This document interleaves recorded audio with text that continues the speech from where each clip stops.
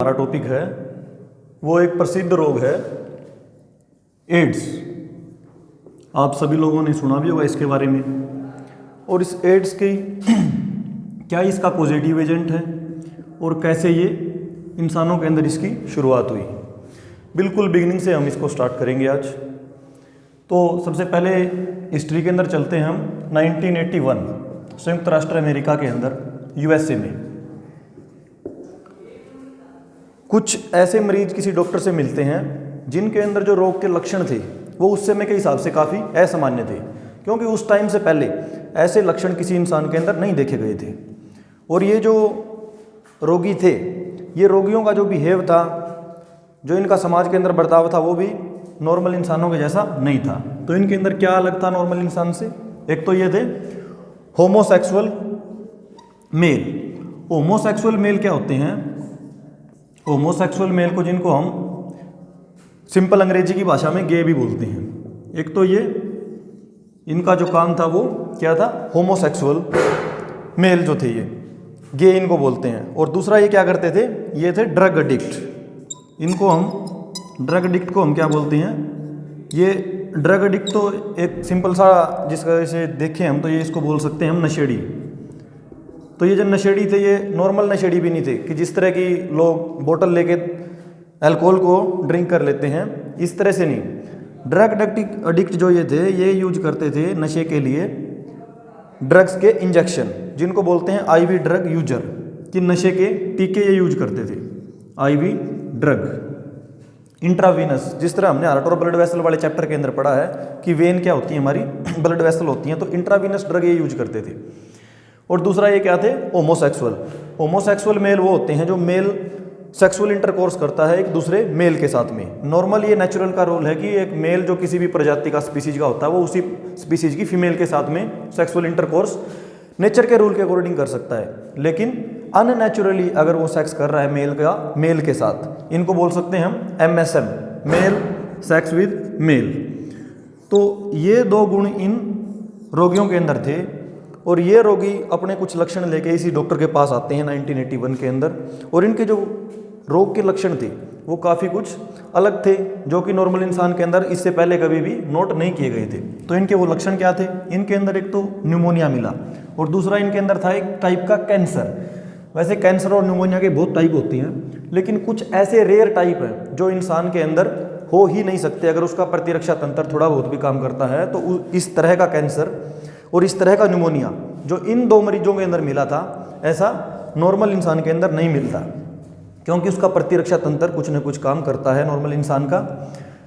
और जब उसका प्रतिरक्षा तंत्र काम करना कम कर देता है तो ऐसे रोग की संभावनाएं बढ़ जाती हैं। तो इन रोगियों के अंदर इस लक्षण के मिलने से ये बात तो तय थी कि इनका जो प्रतिरक्षा तंत्र है वो काफ़ी हद तक उसका स्तर जो है वो गिर गया है, यानी कि प्रतिरक्षा तंत्र क्षतिग्रस्त हो गया है। तो अभी तक इसका कुछ भी समझ में वहाँ पे किसी साइंटिस्ट को नहीं आया था, तो इसको एक नाम दिया गया इम्यूनो डेफिशिएंसी सिंड्रोम, यानी कि इम्यूनो डेफिशिएंसी, इम्यून प्रतिरक्षा, डेफिशिएंसी उसकी कमी, यानी कि प्रतिरक्षा तंत्र की कमी इन लोगों के अंदर पाई गई। और सिंड्रोम बोला गया कि सिंड्रोम का मतलब है कि जब काफ़ी सारी बीमारियों के लक्षण, कई रोगों के लक्षण इकट्ठे एक आदमी के अंदर इकट्ठे हो जाते हैं इंसान के अंदर, तो उसको हम बोल देते हैं सिंड्रोम। और इसका फर्स्ट लेटर क्या है? अक्वायर्ड। अक्वायर्ड का मतलब है कि ये जन्मजात इंसान के अंदर नहीं होती, इसको हम बाहर के पर्यावरण से अपने अंदर ले लेते हैं। तो इसका फुल फॉर्म क्या बना? Acquired immuno deficiency syndrome. Acquired immuno deficiency syndrome. तो ये है एड्स का, यहाँ से नाम शुरू हुआ।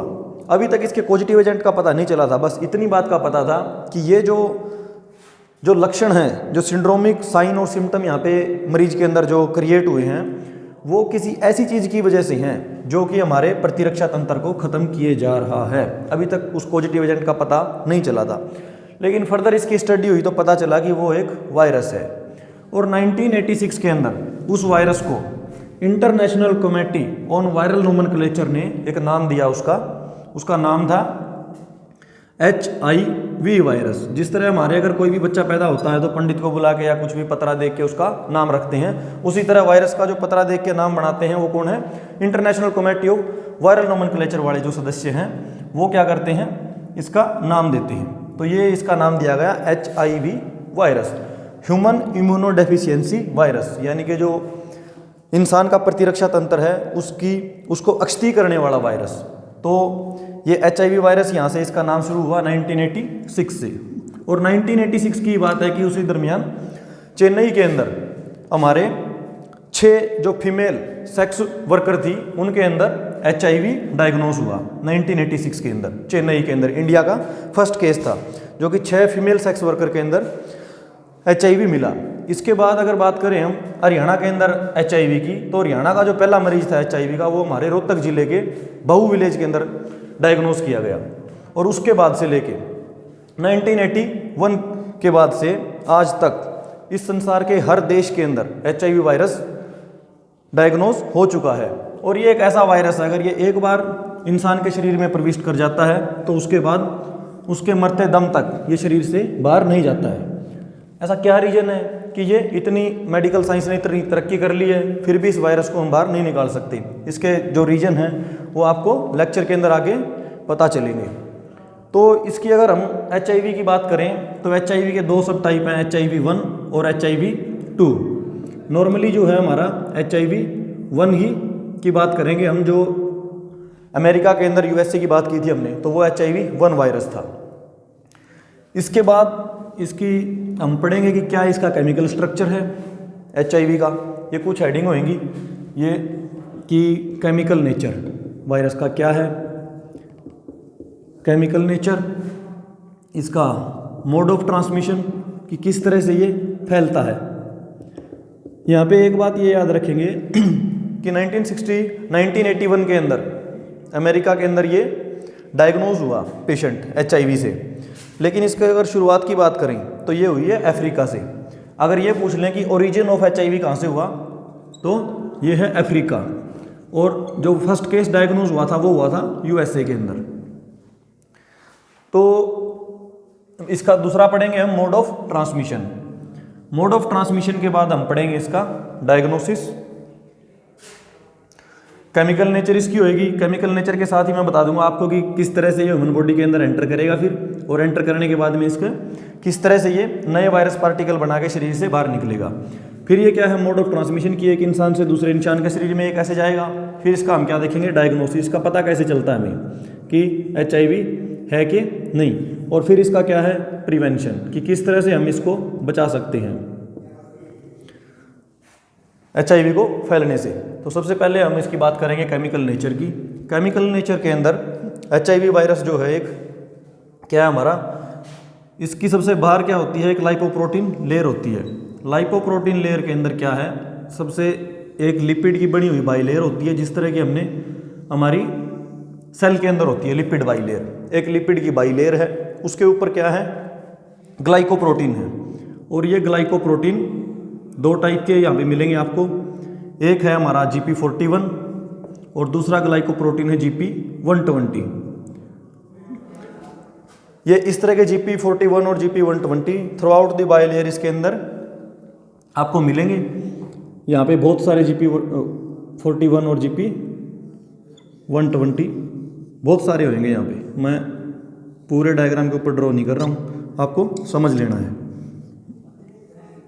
ये GP120, दिस इज GP41। इसके बाद इसके अंदर हमारे पास क्या होएगा, और यहाँ पे एक और प्रोटीन कोइट है इसके अंदर,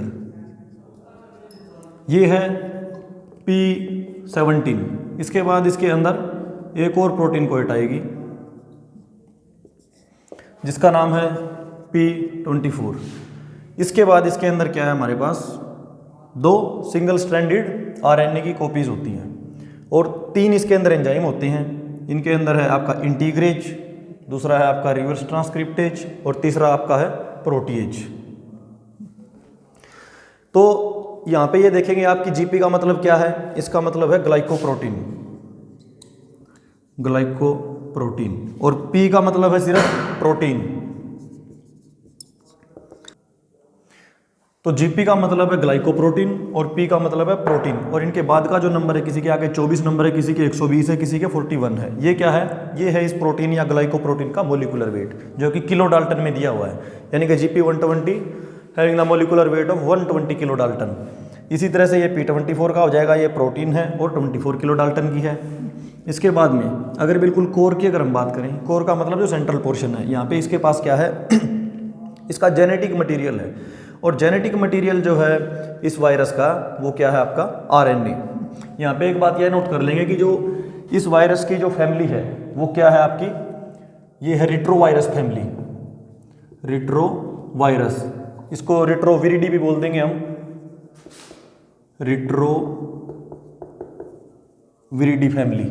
और रिट्रोविरिडी फैमिली के अंदर एक सब ग्रुप है हमारा लेंटिवायरस। तो रिट्रोवायरस ग्रुप का सब ग्रुप है लेंटिवायरस, ये इस वायरस की क्या है हमारी फैमिली है। फिर इसके अंदर हमारे ये क्या है आरएनए, जो जेनेटिक मटेरियल है इसका वो क्या है आरएनए।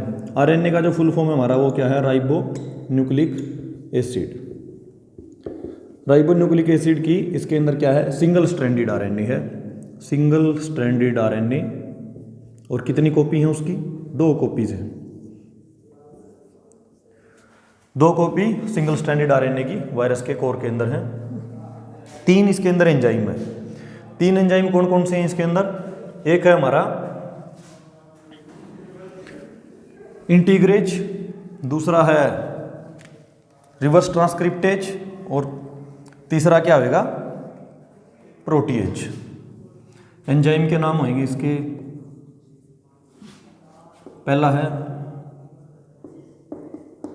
इंटीग्रेज, दूसरा है रिवर्स ट्रांसक्रिप्टेज, और तीसरा है प्रोटीएज। किसी भी एंजाइम के नाम के आगे क्या मिलता है हमारे को? एज।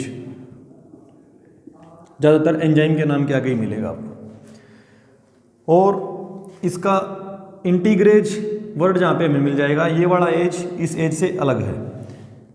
ये जो एज है यहाँ पे और इसका जो एज है, ज़्यादातर एज जिसके पीछे भी लग जाता है एंजाइम के ऊपर तो वो उस सबस्ट्रेट को तोड़ता है। जिस तरह अगर हम सुक्रोज के आगे लगा दें इसका एंजाइम जो होता है वो क्या होता है सुक्रेज।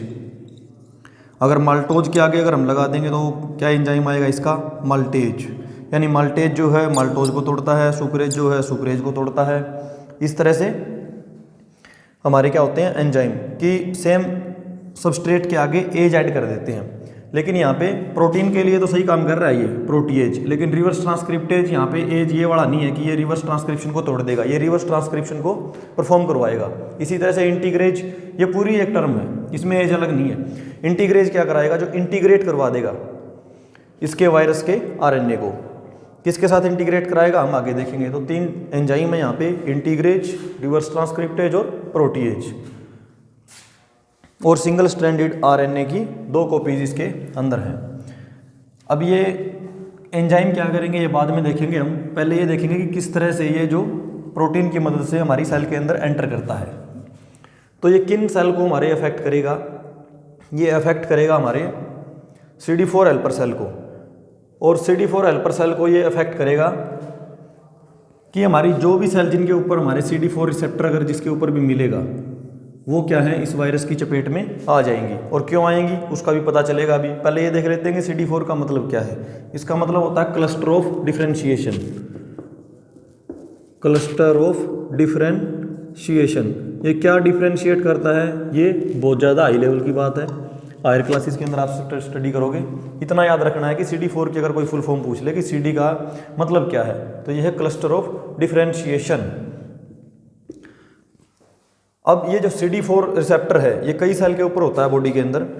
CD4 रिसेप्टर होता है हमारा प्लाज्मा सेल के ऊपर होता है, प्लाज्मा सेल के ऊपर, मोनोसाइट के ऊपर, मैक्रोफेज के ऊपर, monocyte, macrophage, dendritic cell, Langerhans cell.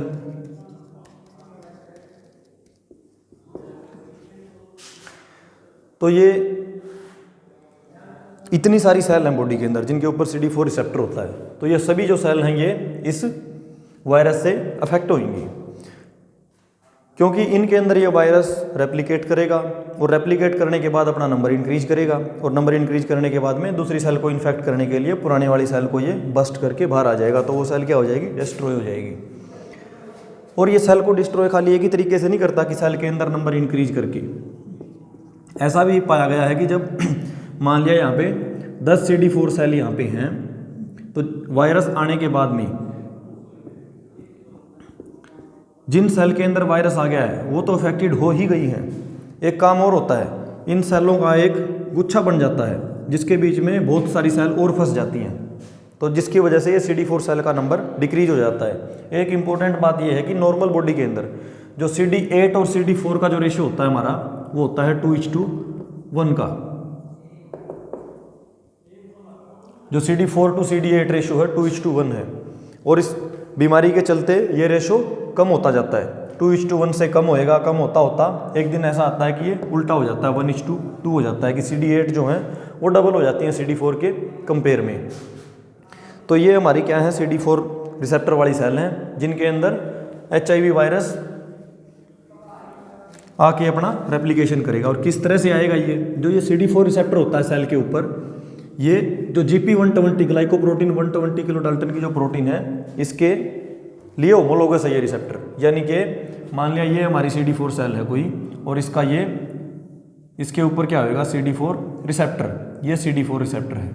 अब CD4 रिसेप्टर जो है वो इसके साथ में एफिनिटी शो करता है GP120 के लिए, और ये GP120 इसके साथ में इधर बाइंड कर जाएगी, और GP120 बाइंड करने से क्या हो जाएगा, वायरस सेल के साथ में अटैच हो जाएगा, और वायरस अटैच होने के बाद में ये जो हमारी है GP41, ये होता क्या है, इसका अगर एक्चुअल स्ट्रक्चर देखें तो ये एक ट्यूब लाइक प्रोटीन, एक चैनल है जो इस लिपिड बाइलेयर के अंदर थ्रू एंड थ्रू घुसा हुआ है, और इसके अंदर क्या होगा, जो वायरस का इंटरनल जितना भी जीनोमिक स्ट्रक्चर है वो सारा इस चैनल के थ्रू अंदर आके और सेल के अंदर इंट्रोड्यूस कर जाएगा, यानी कि इधर से आएगा वायरस के अंदर से जितना भी जीनोमिक स्ट्रक्चर है उस ट्यूब से, ये हमारी CD4 सेल है, इसके अंदर एंटर कर जाएगा।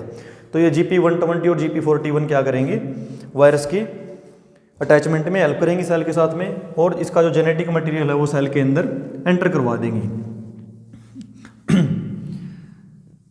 इसके बाद में जैसे ही ये जेनेटिक मटेरियल इस वायरस का सेल के अंदर आएगा, तो सेल के अंदर क्या स्टार्ट होएगा, जो ये मान लिया हमें ये हमारा कोई भी सेल है जिसके ऊपर CD4 रिसेप्टर है, उसके साथ में ये हमारा वायरस आया ये, और वायरस का जो GP120 है वो CD4 रिसेप्टर के साथ में कंबाइन करेगा, और इसका जो RNA है वो सेल के अंदर आ जाएगा। हमारी सेल के अंदर क्या होता है, डबल स्ट्रैंडेड DNA होता है। ह्यूमन का जो जेनेटिक मटेरियल है वो क्या है, double stranded DNA, deoxyribonucleic acid. तो जो ह्यूमन सेल का जो जेनेटिक मटेरियल है वो क्या है, डबल स्ट्रैंडेड DNA। अभी इसके अंदर एंटर कर गया है वायरस का RNA जो कि सिंगल स्ट्रैंडेड है। अब इस सिंगल स्ट्रैंडेड RNA से DNA बन जाएगा, सिंगल स्ट्रैंडेड DNA बनेगा। पहले ये हमारा RNA ही था, और इसके ऊपर एक स्ट्रैंड आ जाएगी DNA की।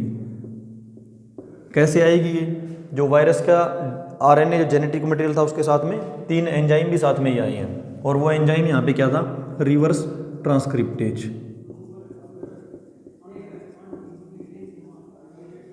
तो रिवर्स ट्रांसक्रिप्टेज जो एंजाइम है वो क्या कर देगा, RNA को DNA के अंदर कन्वर्ट कर देगा, और ये RNA से DNA जब बनेगा, पहले सिंगल स्ट्रैंडेड बनेगा, रिवर्स ट्रांसक्रिप्टेज जो है आपका ये, अब एक डबल स्ट्रैंड हमारे पास तैयार हो गई है, एक तो RNA ही है और दूसरी उसके ऊपर क्या बन गई है, DNA।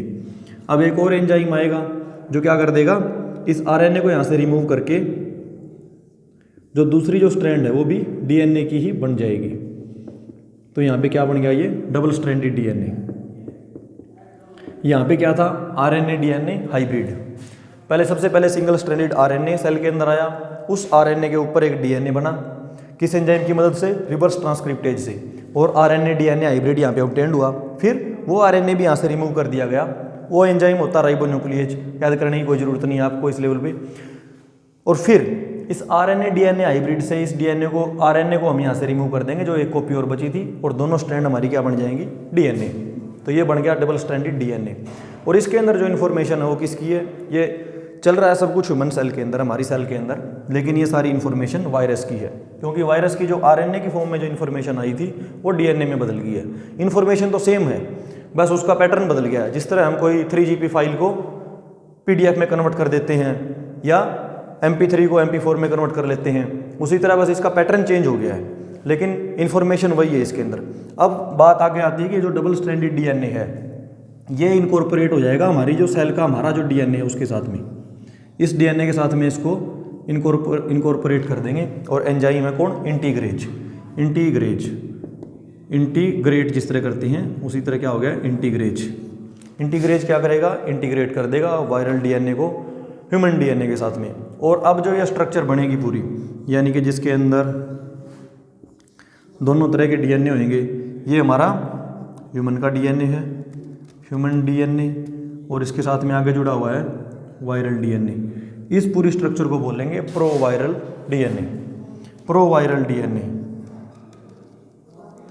और ये प्रोवायरल डीएनए अब क्या करेगा, अब जैसे ही कोई भी जीन हमारी बॉडी की किसी भी जीन को अगर एक्टिवेट होकर कोई भी आगे कोड देना है तो साथ में वायरस की जीन को भी डिकोड कर दिया जाएगा। तो ये वायरस इस चीज़ का इधर फ़ायदा उठाएगा कि हमारी जब प्रोटीन बनेगी साथ में ही जो भी इन्फॉर्मेशन डिकोड होएगी वो साथ में वायरस वाली इन्फॉर्मेशन भी साथ में ही डिकोड होती जाएगी। और जैसे ह्यूमन बॉडी की जो हमारे लिए ज़रूरी प्रोटीन है वो बनेगी, साथ में वायरस की प्रोटीन बन जाएगी। कैसे बनेगी वो, अब हमारे पास है प्रोवायरल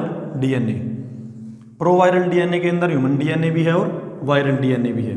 अब इस डीएनए से बनेगा आगे जाके एमआरएनए बोले तो मैसेंजर आरएनए, कि वो राइबोन्यूक्लिक एसिड जिसके अंदर इन्फॉर्मेशन है किसका, मैसेज है प्रोटीन बनाने का।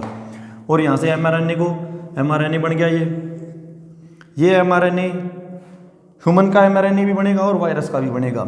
यहाँ पे हम बोलते हैं वायरस वाला एमआरएनए बना, चलो ये एग्जाम्पल के लिए वायरस एमआरएनए है ये। अब इसके अंदर क्या होगा, इस प्रोसेस को बोलते हैं यहाँ पे ट्रांसक्रिप्शन। ये है ट्रांसक्रिप्शन। और जो हमने रिवर्स ट्रांसक्रिप्टेज एंजाइम था वो क्या बना रहा था, रिवर्स ट्रांसक्रिप्शन, यानी कि वहाँ पे देखा जाए तो इसका उल्टा हो रहा था, आरएनए से डीएनए बन रहा था, या उसको बोलेंगे हम रिवर्स ट्रांसक्रिप्शन, और डीएनए से आरएनए को बनाने को बोलेंगे ट्रांसक्रिप्शन। तो ट्रांसक्रिप्शन के बाद में जो क्या बना, एमआरएनए। अब एमआरएनए से आगे क्या बनेगा, प्रोटीन। अब वायरल एमआरएनए अगर बना है हमारे पास तो प्रोटीन भी वायरस का ही बनेगा, ये वायरल प्रोटीन है यहाँ पे। और इस प्रोसेस को बोलते हैं ट्रांसलेशन। ये ट्रांसक्रिप्शन, रिवर्स ट्रांसक्रिप्शन और रेप्लिकेशन, ये सब चीज़ें आप बायोमोलिक्यूल वाले चैप्टर के अंदर डिटेल में पढ़ेंगे। अब इतना कन्फ्यूज होने की जरूरत नहीं है यहाँ पे कि इतने लंबे टर्मिनोलॉजी है जो समझ में नहीं आ रही है। बस इतना याद रखना है यहाँ पे कि वायरस का आरएनए सेल के अंदर आया, उसने आरएनए से डीएनए बनाया, फिर वो डीएनए सेल के डीएनए के साथ में जुड़ गया और उसने डीएनए ने प्रोटीन बनवा ली जो कि वायरस की प्रोटीन थी। अब ये जो प्रोटीन है यहाँ पे प्रोटीन भी बन गई है और आरएनए भी बन गया है वायरस का। तो क्या होएगा, ये आरएनए और ये प्रोटीन दोबारा से असेंबल करके सेम यही स्ट्रक्चर बना लेंगे, क्योंकि यहाँ पे भी क्या था, एक तो प्रोटीन थी और एक दूसरा क्या था, आरएनए। तो दोनों चीज़ें लेके दोबारा से रीअसेंबली होएगी वायरस पार्टिकल की और बहुत सारे वायरस एक सेल के अंदर बन जाएंगे। और फिर ये क्या करेंगे, जब बहुत ज़्यादा अमाउंट में ये वायरस रेप्लिकेट कर करके पूरा सेल जब भर जाएगा तो ये सेल मेम्ब्रेन के पास में आएंगे, ये प्रोटीन कोएट, और इस सेल से बाहर निकलेगी ये। और बाहर निकलते वक्त जो सेल की लिपिड बाइलेयर है वही सेम बाइलेयर इसके ऊपर आ जाएगी और ये अंदर से जो वायरस है इस तरह से अपनी प्रोटीन को दोबारा से रीअरेंज कर लेगा, जो ग्लाइकोप्रोटीन है और इसकी जो प्रोटीन है। प्रोटीन ये हर जो वर्ड है ये सारा बायोमोलिक्यूल के अंदर आप लोग समझ पाओगे कि प्रोटीन क्या होती है, ग्लाइकोप्रोटीन क्या है, लाइपोप्रोटीन क्या है, लिपिड बाइलेयर क्या है। तो यहाँ तक ये आप लोगों के समझ में आ जाना चाहिए कि क्या हुआ कि सबसे पहले जो हमारा ह्यूमन सेल था उसका CD4 रिसेप्टर वायरस के GP120 के कॉन्टैक्ट में आएगा, सेल अटैच हो जाएगी। फिर GP41 की मदद से जो वायरस का जेनेटिक मटेरियल है वो सेल के अंदर ट्रांसफ़र हो जाएगा।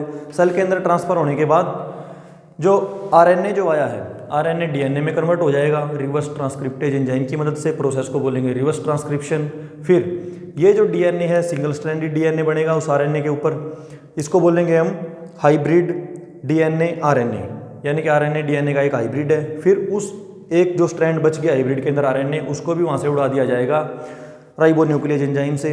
अब दोनों स्ट्रैंड जो बन गई हैं DNA की, अब डबल स्ट्रैंडेड DNA वायरस का है और डबल स्ट्रैंडेड DNA हमारे ह्यूमन का है। दोनों एक दूसरे के साथ में मिलेंगे, बन जाएगा प्रोवायरल DNA। अब प्रोवायरल DNA के अंदर जब भी हमारी सेल की इन्फॉर्मेशन डिकोड होएंगी, साथ में वायरस की इन्फॉर्मेशन भी डिकोड हो जाएंगी, और डिकोड होने के बाद में DNA से क्या बनेगा, मैसेंजर RNA, प्रोसेस होएगी ट्रांसक्रिप्शन, और उस RNA से फिर क्या होएगा, ट्रांसलेशन और प्रोटीन बन जाएंगी। अगर वायरस की जीन का ट्रांसलेशन और ट्रांसक्रिप्शन हुआ है तो वायरल प्रोटीन बनेगी, और वही चाहिए थी वायरस को। वायरल प्रोटीन भी है सेल के अंदर और वायरल जेनेटिक मटेरियल भी है, दोनों असेंबल होंगे, लिपिड बाइलेयर के साथ में अटैच होकर बड बना के बाहर निकलेंगे, और लिपिड बाइलेयर दोबारा से चिपक जाएगी इसके, और बहुत सारे वायरस पार्टिकल यहाँ से निकल जाएंगे। तो इस तरह से CD4 सेल को HIV की फैक्ट्री भी बोला जाता है, कि एक CD4 सेल जिस तरह फैक्ट्री के अंदर माल प्रोड्यूस होता है, उसी तरह से बहुत सारा HIV वायरस यहाँ से प्रोड्यूस हो रहा है। और CD4 सेल जो हैं नॉर्मल एक इंसान के अंदर कितनी होती हैं, 950 सेल पर माइक्रोलीटर। जो CD4 का नॉर्मल लेवल है वो है 950 सेल पर माइक्रोलीटर। और HIV के बाद CD4 सेल का नंबर लगातार कम होना स्टार्ट हो जाएगा, और ये गिरता गिरता जब 200 से भी नीचे चला जाएगा, लेस देन 200, तो उसको बोल देंगे हम एड्स। हर HIV इन्फेक्टेड पेशेंट को एड्स का पेशेंट हम नहीं बोलते। एड्स तभी बोलते हैं जब helper T cell, CD4 cell का काउंट कितना हो जाता है, लेस देन 200, और ये जो CD4 सेल है इनको हम हेल्पर टी सेल भी बोलते हैं। तो इस तरह से जैसे जैसे ये सेल काउंट डिक्रीज होएगा, जो ये हमारी हेल्पर सेल हैं, CD4 सेल हैं, ये क्या करती हैं, हमारे प्रतिरक्षा तंत्र के अंदर बहुत ही अहम भूमिका अदा करती हैं। इनके बगैर कोई भी अगर पैथोजन, रोग का कोई भी जीवाणु या विषाणु बॉडी के अंदर आता है तो वो बॉडी उसको पहचान नहीं पाती। जो क्या सेल्फ है और क्या बाहर की चीज़ शरीर के अंदर आ रही है, उसको पहचानने के अंदर जो मदद है वो सारी CD4 सेल की है। क्या उसको रखना है या उसको मारना है, ये जो समझ है ये CD4 सेल से ही शुरुआत होती है। अब यहाँ पे CD4 सेल सारी डिस्ट्रॉय हो जाएंगी तो बॉडी को किसी भी बाहरी चीज़ का पता नहीं चलेगा, और कोई भी छोटे से छोटा जीवाणु या विषाणु भी शरीर के अंदर रोग करने में सक्षम हो जाएगा। और ऐसा ही कुछ हुआ था उन दोनों पेशेंट के अंदर, जो ड्रग एडिक्ट भी थे और होमोसेक्सुअल मेल थे 1981 के अंदर, क्योंकि उनके अंदर ऐसी बीमारी हो गई थी जो नॉर्मल इंसान के अंदर नहीं हो सकती। नॉर्मल में क्यों नहीं हो सकती, क्योंकि वो उसके शरीर के अंदर इतनी सेंस होती है उसकी हर सेल्स के अंदर कि वो पहचान सके कि ये फॉरेन चीज़ है, बाहरी चीज़ है, इसके अगेंस्ट में लड़ा जाए। और जब CD4 सेल ही डिस्ट्रॉय हो जाती है तो बॉडी ये रिकॉग्नाइज नहीं कर पाती कि इसके अगेंस्ट में लड़ना है या इसको रखना है। तो जो शरीर है जिस HIV पॉजिटिव व्यक्ति का, जिसके अंदर CD4 सेल काउंट काफ़ी लो हो गया है, तो वो बहुत सारी बीमारियों का घर बन जाता है, कि कोई भी बीमारी का, रोग का, कोई भी कीटाणु आसानी से रोग कर देता है उसके अंदर। और ऐसे बहुत सारे रोग इस HIV पॉजिटिव पेशेंट के अंदर पनपने लग जाते हैं, और जब ये बहुत ज़्यादा हो जाते हैं तो उसके जीवन को भी खतरा हो जाता है, और जो है एड्स के लास्ट स्टेज के अंदर जाके डेथ का कारण भी यही बनते हैं। डेथ जो है वो HIV वायरस की वजह से नहीं होती, जो HIV की वजह से प्रतिरक्षा तंत्र की CD4 सेल सारी जो डैमेज हो गई हैं, और अन्य रोगों से लड़ने की जो क्षमता है वो बॉडी के अंदर कम हो जाती है, और उनकी वजह से ही मृत्यु होती है। और ऐसे इन्फेक्शन जो कि एक हेल्दी इंसान के अंदर न लग के एक वीक इम्यून सिस्टम वाले इंसान के अंदर लगते हैं, उनको बोलते हैं opportunistic infection. Opportunistic infection, opportunistic infection का मतलब है कि उनको अपॉर्चुनिटी मिल रही है, उनको मौका मिल रहा है कि अब तो इम्यून सिस्टम अगले का बिल्कुल ही वीक है, तो इनको आसानी से उस इम्यून सिस्टम को इन्वेड करके अंदर जाया जा सकता है। तो इन अपॉर्चुनिस्टिक इन्फेक्शन की वजह से ही HIV के अंदर डेथ होती है। वैसे HIV शरीर के अंदर आने के बाद काफ़ी सालों तक बिना किसी लक्षण के रह सकता है, और यही वजह है कि कोई भी HIV पॉजिटिव पेशेंट किसी दूसरे इंसान के अंदर इसको स्प्रेड कर देता है, क्योंकि उसको जाने अनजाने में खुद को भी नहीं पता होता कि वो HIV पॉजिटिव है। तो इसका पता कैसे चलता है, अगर जब लक्षण आ जाते हैं तो लक्षणों से हम पता कर सकते हैं, क्योंकि ऐसी बीमारी जो नॉर्मल इंसान में हो ही नहीं सकती, सिर्फ HIV वाले में ही हो सकती है। अगर वो बीमारी उसमें देखने को मिल रही है हमें, तो हम अंदाज़ा लगा देंगे कि HIV है। लेकिन इसका जो डेफिनेटिव टेस्ट है तो हम क्या करेंगे, इसके टेस्ट के लिए आगे बताएंगे। एक बार इसका मोड ऑफ ट्रांसमिशन देख लेते हैं कि किस तरह से ये फैलता है इंसान के अंदर। इसके जो मोड ऑफ ट्रांसमिशन है HIV के, वो क्या है, सबसे पहला है इसका सेक्सुअल ट्रांसमिशन। यानी कि unprotected intercourse with A infected partner, unprotected sex with infected partner, कि अगर कपल के अंदर मेल या फीमेल अगर एक को भी HIV पॉजिटिव है तो उसके चांस बनते हैं दूसरे पार्टनर के अंदर आने के, क्योंकि ये जो है हमारा बॉडी फ्लूइड के अंदर HIV वायरस मिलेगा। कौन कौन से बॉडी फ्लूइड हैं जिनके अंदर HIV वायरस मिलता है? ये हैं हमारे, एक तो जिनके अंदर ज़्यादा कंसंट्रेशन के अंदर मिलता है, हाई कंसंट्रेशन के अंदर कौन से बॉडी फ्लूइड हैं? बॉडी फ्लूइड वो है कि वो तरल जो हमारे शरीर के अंदर हैं, कौन कौन से हैं वो? जिस तरह की ब्लड हो गया, ब्लड है, सीमन है और सेरेब्रोस्पाइनल फ्लूइड है। ब्लड हमारा सर्कुलेटरी सिस्टम के अंदर होता है, सीमन हमारा रिप्रोडक्टिव सिस्टम के अंदर होता है और CSF जो है हमारा नर्वस सिस्टम के अंदर, दिमाग के अंदर होता है। सेरेब्रोस्पाइनल फ्लूइड, इनके अंदर कंसंट्रेशन बहुत ज़्यादा होती है। तो अगर कोई भी एक HIV पॉजिटिव पेशेंट के सीमन के कॉन्टैक्ट में आता है, नेगेटिव पेशेंट, तो उसको पॉजिटिव होने की संभावना ज़्यादा है क्योंकि कंसंट्रेशन ज़्यादा है। कि उसके ब्लड के कॉन्टैक्ट में आता है तो भी संभावना ज़्यादा है, CSF के कॉन्टैक्ट में आता है तो भी उसकी पॉसिबिलिटी ज़्यादा है। लो कंसंट्रेशन फ्लूइड कौन से हैं जिनके अंदर लो कंसंट्रेशन HIV की है। ये HIV हाई कंसंट्रेशन और लो कंसंट्रेशन, ये है हमारे सलाइवा, जो सलाइवा हमारे मुंह के अंदर है, सलाइवा है, यूरिन है, टीयर हैं और वजाइनल और सर्वाइकल सिक्रीशन है, vaginal and cervical secretion. Semen male के अंदर होता है, वजाइनल और सर्वाइकल सिक्रीशन फीमेल के अंदर होती हैं। तो मेल का जो फ्लूइड है वो ज़्यादा इन्फेक्शियस है कंपेयर में फीमेल के। तो यही कारण है कि मेल टू फीमेल ट्रांसमिशन, मान लें हम कि इंटरकोर्स के टाइम पे मेल क्या था? पॉजिटिव है और फीमेल जो है वो क्या है? नेगेटिव है। तो मेल टू फीमेल ट्रांसमिशन के चांसेस ज़्यादा हैं किसके कंपेयर में? इसका अगर दूसरा एग्जांपल हम लें कि अगर फीमेल मान लिया पॉजिटिव है, फीमेल पॉजिटिव और मेल क्या है? नेगेटिव है, और ये दोनों सेक्स करते हैं और ये दोनों सेक्स करते हैं, तो यहाँ पे चांसेस जो हैं स्प्रेड के वो मेल के अंदर, मेल टू फीमेल ज़्यादा है, क्योंकि सीमन के अंदर कंसंट्रेशन जो है HIV वायरस की वो ज़्यादा है। और इन दोनों से भी अगर हम देखें आगे, तो मेल टू मेल अगर सेक्स करते हैं तो चांसेस और भी ज़्यादा होती हैं। और इसका रीज़न क्या है? क्योंकि यहाँ पे मेल टू मेल अगर हम, क्या होएगा, जो सेक्स ऑर्गन जो हैं वो इंसर्शन जो है पेनिस का वो रेक्टम के अंदर होएगा वाया एनल कनाल, और उसकी वजह से वहाँ पे वियर एंड टीयर या ब्लीडिंग होने के चांसेस जो हैं वो ज़्यादा आएंगे। अगर मेल टू मेल जो है सेक्स करते वक्त अगर ब्लीडिंग के चांसेस ज़्यादा आएंगे तो एक और हाई कंसंट्रेशन फ्लूइड वहाँ पे लीक होएगा, जिसकी वजह से चांसेस और बढ़ जाएंगे compare to male to female और फीमेल टू मेल। तो इसके लिए क्या, इसको प्रिवेंट कैसे कर सकते हैं? प्रिवेंशन के लिए इसके अंदर क्या होएगा? बैरियर मेथड यूज कर सकते हैं, जिसके अंदर क्या है हमारा? कॉन्डोम। दो टाइप के कॉन्डोम होते हैं, मेल कॉन्डोम और फीमेल कॉन्डोम। तो कॉन्डोम का यूज करके सीमन का जो है या वजाइनल और सर्वाइकल सिक्रीशन का जो है हम ट्रांसमिशन एक्सचेंज रुक जाएगा, सिक्रीशन का तो HIV का जो वायरस सिक्रीशन के अंदर ही है वो भी रुक जाएगा। इसके बाद दूसरा जो मेथड है वो क्या है इसका ट्रांसमिशन का? वो है शेयरिंग निडल, शेयरिंग निडल्स। ये एक तो उसी एग्जांपल से ले लेते हैं हम कि जो नशेड़ी लोग होते हैं वो क्या ड्रग इंजेक्ट करते हैं वेन के अंदर। अब ये जो ग्रुप के अंदर बैठ के जब टीका लगाते हैं तो एक ही टीके से या एक ही सुई से 4-5 लोग जब बैठेंगे वो पूरा ग्रुप बना के, तो सभी एक ही इंजेक्शन से सभी बार बार उसी इंजेक्शन को शेयर कर लेंगे। तो हो सकता है उनके ग्रुप का कोई सदस्य इन्फेक्टेड हो HIV से, तो उसके चांसेस बढ़ जाएंगे स्प्रेड करने की।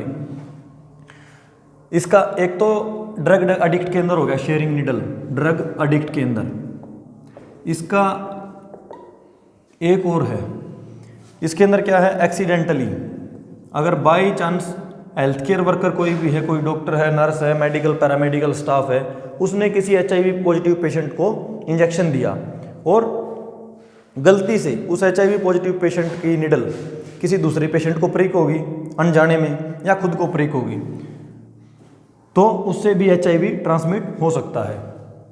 तो इसके दो मेथड हो गए, sharing needle.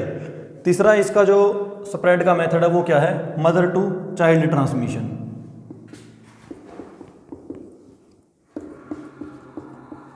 Mother to child transmission के अंदर क्या होगा कि माँ से बच्चे के अंदर कैसे होता है। इसके 3 तरीके हैं।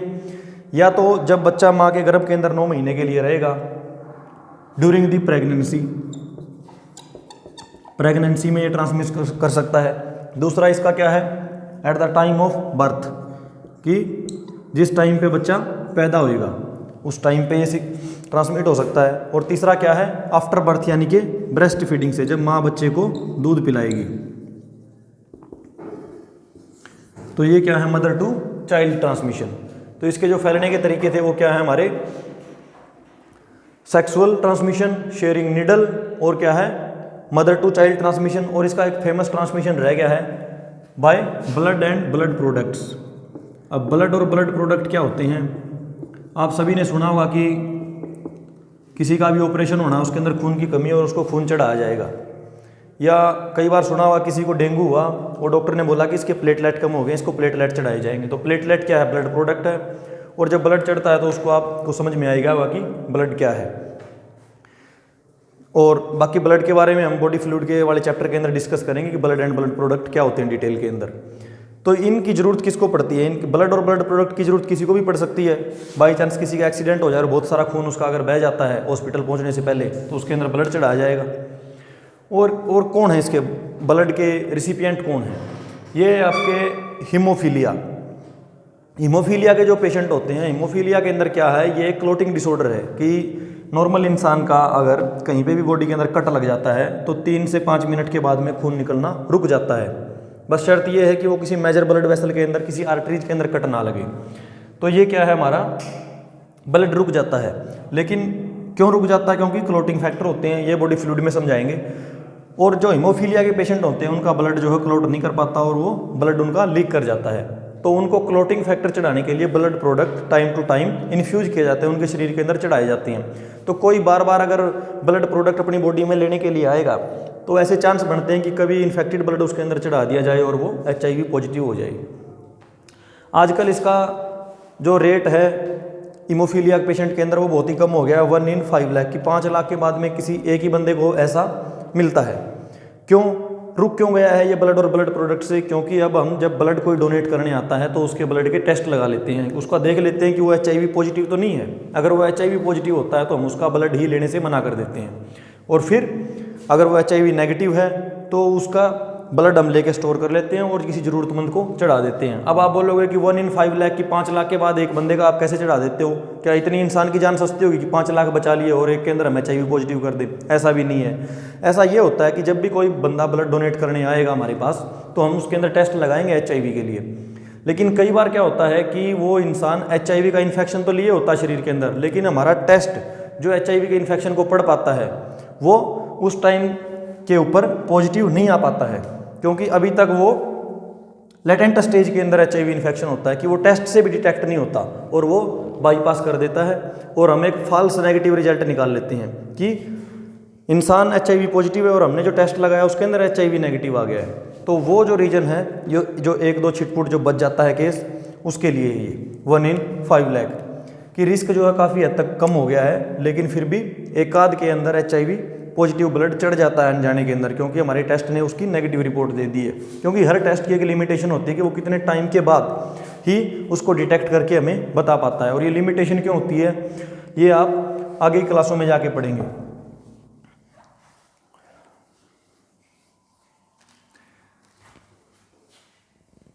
तो इसके अंदर हम क्या देखेंगे कि जो ये शेयरिंग निडल थी और ड्रग एडिक्ट थे, इनके अंदर कैसे हम प्रिवेंट कर सकते हैं। इसके अंदर हम ये इनको एजुकेशन दे सकते हैं कि नशा करने वाला अगर नशा करने से नहीं रुक रहा तो उनको कम से कम ये सलाह हम दे सकते हैं कि जितने ग्रुप के अंदर सदस्य हो हर बंदा अपनी एक अलग निडल से उस ड्रग को इंजेक्ट करे, शेयर ना करे। दूसरा क्या है मदर टू चाइल्ड ट्रांसमिशन, इसके अंदर क्या है कि ब्रेस्ट फीडिंग जो है, बच्चा पैदा होने के बाद में मदर को बोलते हैं कि इसको बच्चे को दूध नहीं पिलाना है, क्योंकि दूध के अंदर भी वायरस पार्टिकल होंगे और वो बच्चे के हो सकता है शरीर के अंदर चले जाएं और बच्चा HIV पॉजिटिव हो जाए। और क्या है, ब्लड और ब्लड प्रोडक्ट से ट्रांसमिशन को कैसे रोकेंगे, हम स्क्रीनिंग करेंगे, उनको देखेंगे कि जो भी डोनेट करने आएगा ब्लड को उसका देखेंगे हम कहीं वो HIV पॉजिटिव नहीं है। और भी काफ़ी टेस्ट होते हैं ब्लड जब कोई डोनेट करने आता है, कई बीमारियां हम चेक करते हैं। और इसके अंदर क्या है, एक है ऑर्गन ट्रांसप्लांटेशन। आप लोगों ने सुना होगा कि मान लिया किसी के गुर्दे खराब हो जाते हैं तो डॉक्टर बोलता है कि इसका तो किडनी बदलना पड़ेगा या लीवर ट्रांसप्लांट करना पड़ेगा।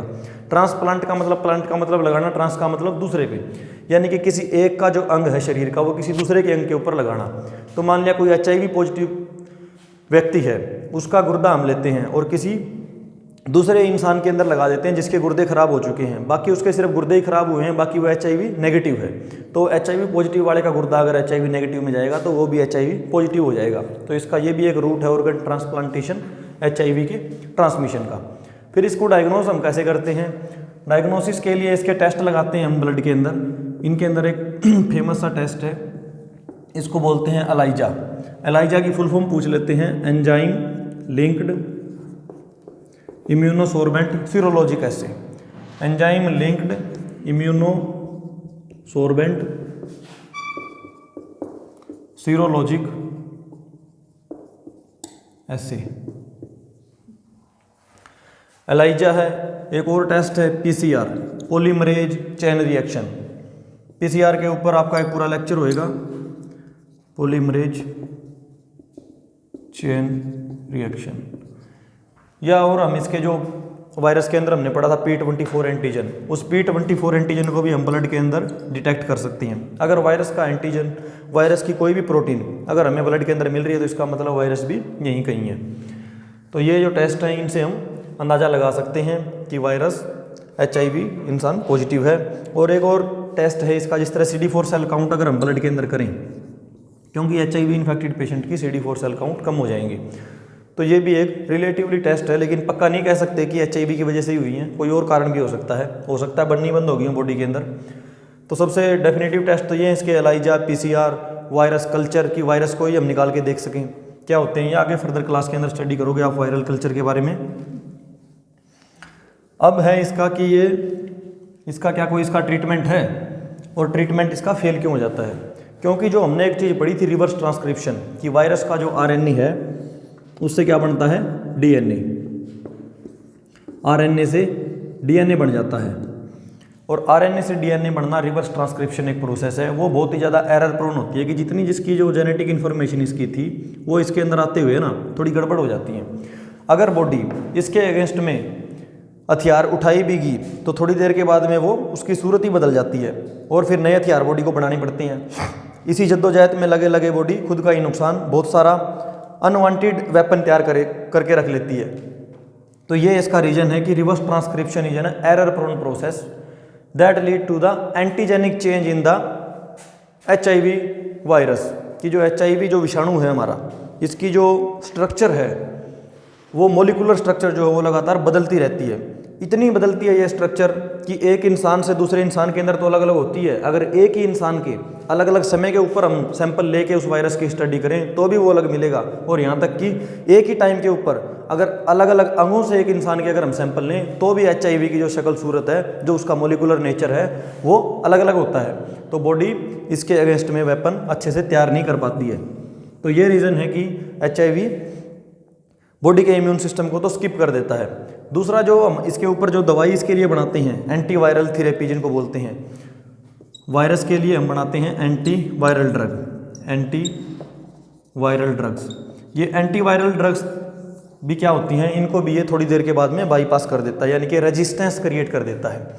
रेजिस्टेंस आ जाता है कि वो इसके ऊपर असर नहीं करती, कुछ देर के लिए करेंगे, कुछ दिनों के लिए, और उसके बाद में ये असर करना बंद कर देती हैं। रीजन वही है, reverse transcription is error prone process. और दूसरा इसका रीजन ये भी होता है कि जो RNA होता है ना, ये इतना स्टेबल नहीं होता DNA के जितना।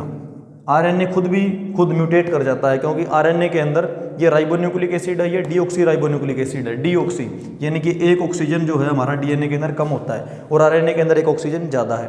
और ऑक्सीजन की वजह से ऑक्सीजन एक रिएक्टिव एलिमेंट है, जिसकी वजह से आरएनए की जो रिएक्टिविटी है, म्यूटेशन जो है इसका वो फास्ट होता है। और अगर कोड ही इसका बदल जाएगा तो जो इसको हम डी कोड करेंगे तो वो इन्फॉर्मेशन भी सारी चेंज हो जाएगी और फिर से ये किसी भी चीज़ के लिए जो उस पे ऊपर पहले असर करेगी वो बाद में नहीं कर पाएगी।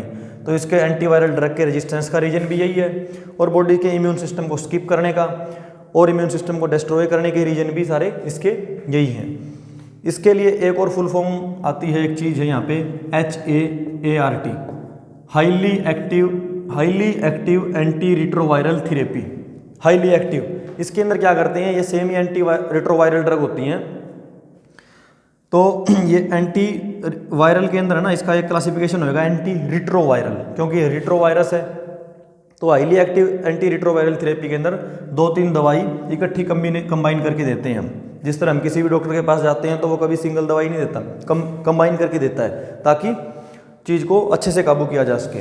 तो ये कम्बिनेशन के अंदर यहाँ पे मिलेगा and highly active anti retroviral therapy के अंदर। इसकी ये फुल फॉर्म याद रखनी है HAART की। एलाइजा की है एंजाइम लिंक्ड इम्यूनोसॉर्बेंट एसे, HAART highly active anti retroviral therapy. एक है नाको, नेशनल एड्स कंट्रोल ऑर्गेनाइजेशन। ये और जो HIV का आपको कहीं पे विजिट करोगे तो इस तरह का रेड कलर में इस तरह का एक सिंबल मिलेगा, ये HIV का सिंबल होता है, एड्स का इस तरह से कुछ। तो एक बार रिवाइज कर लेंगे सारा कि जो HIV जो है ये सबसे पहले क्लिनिकली डायग्नोज किया गया है यूनाइटेड स्टेट अमेरिका में 1981 के अंदर, और 1986 के अंदर हमारे इंडिया के अंदर चेन्नई के अंदर इसका जो पेशेंट मिले। और ये फैलता कैसे है, सबसे पहले इसका क्या है, unprotected sexual intercourse with an infected partner. कि वैसे यहाँ पे एक बात समझने की, अगर 50 लोग एक ग्रुप के अंदर सेक्स कर रहे हैं और उनमें से सभी HIV नेगेटिव हैं तो HIV ऐसे एकदम से पैदा होने वाला नहीं है। अगर कोई उनमें से सिंगल बंदा भी अगर इन्फेक्टेड है तो ट्रांसमिट हो सकता है। Unprotected sexual intercourse by transfusing the blood and blood product, अगर इन्फेक्टेड ब्लड प्रोडक्ट है तो किसी HIV नेगेटिव पेशेंट के शरीर के अंदर वो जाएगा तो HIV वायरस वो साथ में लेके उसको पॉजिटिव कर देगा। Transmission from mother to child, ये हो सकता है बच्चा जब 9 महीने माँ के पेट में होता है, during pregnancy, at the time of child birth और after the child birth, at the time of breast feeding. तो ब्रेस्ट फीडिंग जो है HIV पॉजिटिव मदर बच्चे को करवाने के लिए हम मना कर देते हैं। और यही रीजन है कि जो डेवलपिंग कंट्री हैं, विकासशील देश हैं, उनके अंदर इतना साधन नहीं है कि पैदा होने के बाद बच्चे को हम ब्रेस्ट फीडिंग के लिए मना कर दें। और जो मार्केट के अंदर मदर के मिल्क के जैसा मिल्क आता है जिसको बोलते हैं हम फॉर्मूला मिल्क, वो अवेलेबल, क्योंकि पैसा नहीं है तो वो यूज नहीं कर पाते, इसलिए ब्रेस्ट फीडिंग को कंटिन्यू रखते हैं। और जो ब्रेस्ट फीडिंग से होने वाला जो HIV है वो डेवलपिंग नेशन के अंदर, डेवलप्ड कंट्री, इंडस्ट्रियलाइज्ड वर्ल्ड के कंपेयर में ज़्यादा है, क्योंकि मजबूरी भी है कहीं ना उनकी। और इसका अगला रूट क्या है इसका, बाय शेयरिंग निडल। ये ड्रग एडिक्ट जो लोग हैं वो पूरा अपना समूह बना के 4-5 लोग एक ही निडल से सारे टीके लगा लेते हैं, जिसकी वजह से संभावना बढ़ती है कि किसी उनमें से अगर कोई एक पॉजिटिव हुआ तो दूसरे के अंदर वो आ जाएगा। दूसरे ये ड्रग एडिक्ट जो होते हैं, जो लेबर माइग्रेंट हैं, लेबर माइग्रेंट जो मजदूर लोग हैं, प्रवासी, तो ये क्या करते हैं, एक जगह से दूसरी जगह पे जाएंगे, वहाँ पे कोई नशा करेंगे और वहाँ से हो सकता है वो HIV पॉजिटिव बन के घर वापस लौटें, और उनकी जो हाउस वाइफ है वो कहीं पे भी नहीं गई, उसके अंदर भी ये HIV वायरस आ जाएगा। इस तरह से एक दूसरी पॉपुलेशन से एक पॉपुलेशन से दूसरी पॉपुलेशन के अंदर ये स्प्रेड कर जाएगा। Labour migrant, truck driver, police person, ये सब क्या है, इसके रिस्क फैक्टर हैं HIV ट्रांसमिशन की। और इसका अगला ट्रांसमिशन क्या है हमारा, मदर टू चाइल्ड हो गया है, by sharing needle, by sharing blood and blood product and sexual transmission. सब ट्रांसमिशन हमने पढ़ लिए हैं, एक बच गया है ऑर्गन ट्रांसप्लांटेशन। अगर किसी HIV पॉजिटिव पेशेंट का कोई यंग, जिस तरह मान लिया हमने गुर्दा हो गया, दिल हो गया, फेफड़े, लंग्स, लीवर, कोई भी अगर HIV नेगेटिव के अंदर ट्रांसमिट कर दिया जाने अनजाने में, तो वो भी HIV क्या हो जाएगा, पॉजिटिव। आजकल ऐसी सिचुएशन बहुत कम देखने को मिलती है, क्योंकि बहुत अच्छी क्वालिटी के टेस्ट आ गए हैं और हम ब्लड चढ़ाने से पहले और ऑर्गन ट्रांसप्लांट करने से पहले जांच कर लेते हैं कि कहीं HIV पॉजिटिव तो नहीं है। डोनर होता है देने वाला, रिसिपिएंट होता है लेने वाला। अगर ब्लड कोई दान करके आ रहा है तो उसको हम बोलेंगे ब्लड डोनर, और जो रिसीव करेगा उसको बोलेंगे हम रिसिपिएंट। तो एक फेमस एग्जांपल दिया था मैंने, ब्लड प्रोडक्ट के रिसिपिएंट कौन है? हीमोफीलिया के जो पेशेंट हैं। और हीमोफीलिया क्या होता है? जिनके अंदर क्लोटिंग फैक्टर की डेफिशिएंसी हो जाती है, ब्लड उनका क्लोट नहीं कर पाता और बहता रहता है। और इसके बाद में HIV का डायग्नोसिस करेंगे हम एंजाइम लिंक्ड इम्यूनोसॉर्बेंट टेस्ट से। और इसका दूसरा टेस्ट क्या है? Polymerase chain reaction. Polymerase chain reaction से हम क्या देख लेंगे? जो वायरस का जो RNA है उसी को डिटेक्ट कर लेंगे। एंजाइम लिंक्ड इम्यूनोसॉर्बेंट टेस्ट से हम जो वायरस के पार्टिकल के अगेंस्ट में एंटीबॉडी हैं उनको डिटेक्ट करते हैं। एंटीबॉडी क्या होती हैं किसी और लेक्चर के अंदर पता चलेगा आपको। और फिर जो RNA से DNA बनने की प्रोसेस है रिवर्स ट्रांसक्रिप्शन, ये एक एरर प्रोन प्रोसेस है। और RNA ऑक्सीजन की एक्सेस होने की वजह से DNA के कंपेयर में एक फास्ट रेट से म्यूटेट करता है, जिसकी वजह से जो जेनेटिक इन्फॉर्मेशन वो निरंतर बदलती रहती है। और जेनेटिक इन्फॉर्मेशन निरंतर बदलेगी तो वायरस का जो आकार है, उसका जो बिहेव है वो भी बदल जाएगा, जिसकी वजह से ये बॉडी का जो एक इम्यून सिस्टम जो है उससे स्किप कर जाएगा। और यही रीजन है कि ये जो हमारी एंटीवायरल रिट्रोवायरल ड्रग होती हैं उनसे भी बाईपास कर जाता है और ये ड्रग इफेक्टिव नहीं रह पाती। इन ड्रग के कॉम्बिनेशन को जब मिला के पेशेंट के अंदर देते हैं तो बोलते हैं highly active anti retroviral therapy.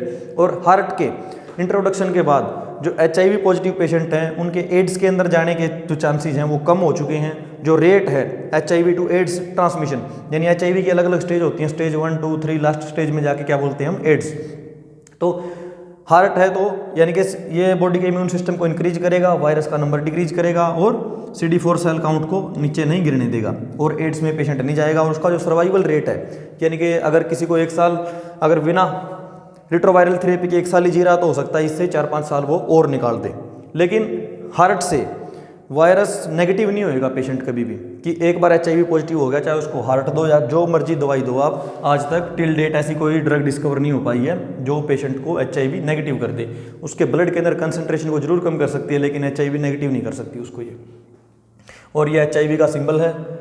और नेशनल एड्स कंट्रोल ऑर्गेनाइजेशन ये गाइडलाइन तैयार करती है कि एड्स के पेशेंट को किस तरह से मैनेज किया जाए। और एक फेमस जो डिजीज़ होती है एड्स के पेशेंट के अंदर वो है, आप लोगों ने सुना होगा TB, ट्यूबरकुलोसिस। इसका पॉजिटिव एजेंट याद रखेंगे, MCQ के अंदर कई बार पूछ लेते हैं कि positive agent of the TB tuberculosis ये है माइकोबैक्टीरियम ट्यूबरकुलोसिस।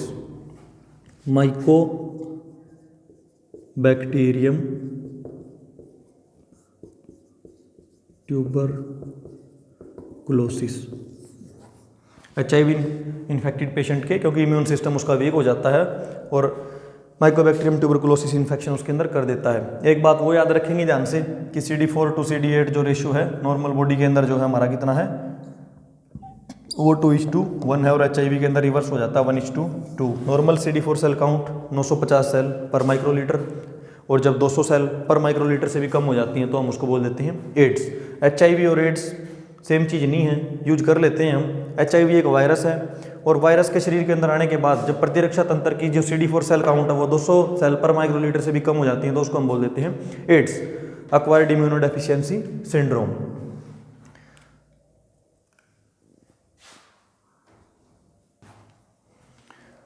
तो यहाँ तक ये HIV और एड्स हमारा कंप्लीट हो गया है। कोई चीज़ अगर मिस हो गई है तो किसी और लेक्चर के अंदर याद आती है तो वहाँ पे आपको बता दी जाएगी। तो देखते रहिए, इसको पूरा अच्छे से समझ लीजिए। मिलते हैं अगले लेक्चर के अंदर। Thank you.